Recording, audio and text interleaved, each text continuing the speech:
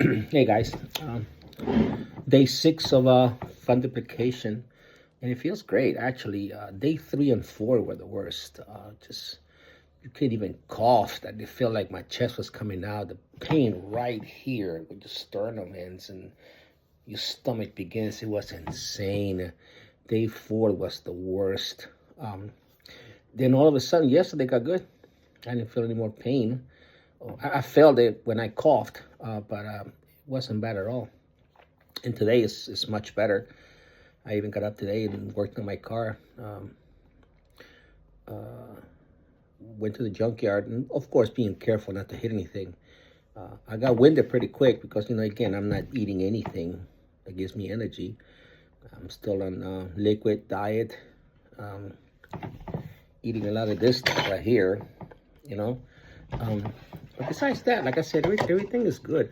When I try to take a deep breath, I can feel it right here, like it's still swollen, and I can feel it on my shoulders, both shoulders. But talked to the nurse yesterday. She's like, that's normal. If you have a hard time breathing, is when, with they're worried about it. But I'm breathing just fine. Again, it's just the gas still leaving. They said I could be, average about a week, but it can take up to 2 to 3 weeks. It's nothing to panic about, basically. Day 3 and 4, oh my God, that was painful, very, very painful. Just started taking my Robitussin and some what do you call it, cough drops and my liquid ibuprofen. Liquid Tylenol, and then took 2 more of my what do you call it, oxycodone, and I survived. I slept basically those 2 days, the whole day, and again, this morning I woke up, was good to go. Of course you still feel it, and I can bend over, and I can do the whole thing. Wow, no acid reflux at all. I haven't taken my omeprazole since I got the surgery last Wednesday, and what do you call it? But then I was reading about the side effects of not stopping all of a sudden your omeprazole, and some of it includes headaches, which I do have a slight headache the last couple of days, and what do you call it? Like the runs. But it's getting better. I'm glad I had the surgery. I really do. Hopefully everything is just fine. The hardest thing right now is sticking to this diet. This liquid freaking diet is insane. Especially when you go outside and you pass by a Popeye's chicken or a hot dog stand or a Texas Roadhouse. Oh my God! One of the other symptoms that I had that I don't have anymore. I will wake up with my sinuses just like really bad. My whole face was burning, constant cough, which I don't have anymore. My eyes don't burn anymore. I don't have that burning sensation over here all day. One of the things I did like a week and a half before I got the surgery was, I was like, I'm not going to be able to eat anything for like 6 weeks, and after that I have to continue to go slowly. I went and ate steak, Korean food, Chinese food almost every day. So I gained about 12 pounds in about a week and a half.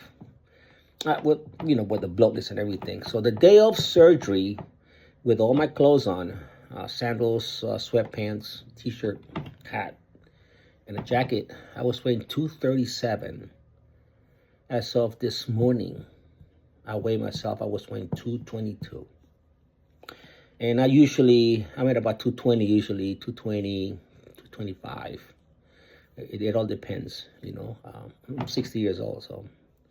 And it's wild. And then hopefully I'll have an appointment, like I said, Thursday.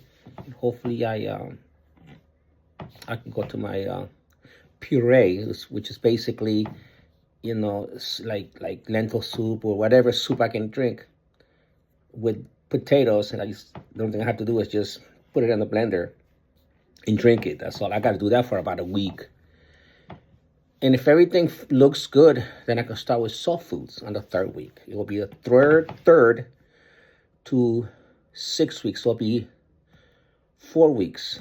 Third, fourth, fifth, 6th week. And then we'll talk again. That's when on December 1st, I have an appointment with the doctor. So he'll be like, and then he'll tell me to either, depending on, I guess, on my symptoms, how I feel, he'll be like, hey, okay, you're off restrictions. But then after that, still, you can go hit the gym or whatever. At least that's what the nurse is telling me, but you just got to take it easy. Don't go out there and try to bench 290, 350, 400 pounds, which I don't. But, yeah, just don't do it. In other words, use common sense, But again, I'll tell you this once, I'll tell you this 10 times. Do your homework. Don't just listen to the doctor, talk to people, read books about it and look it up online. What are the symptoms? You should get it, you should not get it. And again, the best advice that I've heard from every doctor, nurse, so I go to the VA a lot, is follow the diet. Because if you look at other videos, a lot of them are like, oh, I feel great after the 4th day, like I do. Like, 5th day I feel great. And they'll be like, oh, I was eating, I ate macaroni, I ate pasta, I made some of foods that you're not supposed to eat till the 3rd or 4th week. And the next day they'll be like, oh my God, I had to go in because my, something swole, I was bleeding. Yeah, it's the hardest thing for me right now is to follow that diet. I swear to you, it is, it is. It's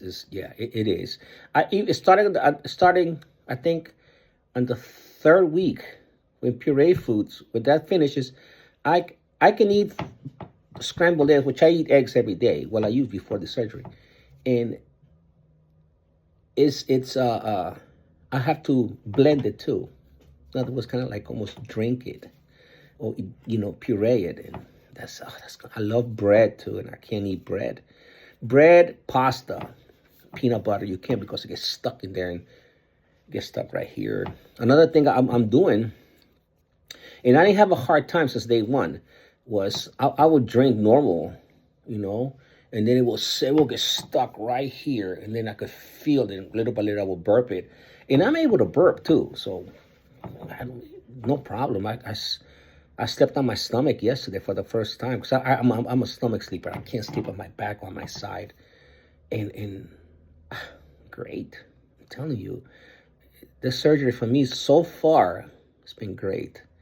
No more waking up in the middle of the night with that freaking acid over here. And, you have to spit it out or just swallow it back on, or in your nostrils and your sinuses killing you, headaches all day, having to take pills, and do your homework on for example, the long-term side effects of whatever medicine you're taking. I used to take prednisone, and the long side effects of that are worse than sometimes taking them, But, and finally I cut myself off that with some lifestyle changes, of course. And this omeprazole, this is the only way with surgery. And I explained it to the doctor, and the doctor said, yeah, this is the only way you're going to get rid of it because you have pretty bad GERD.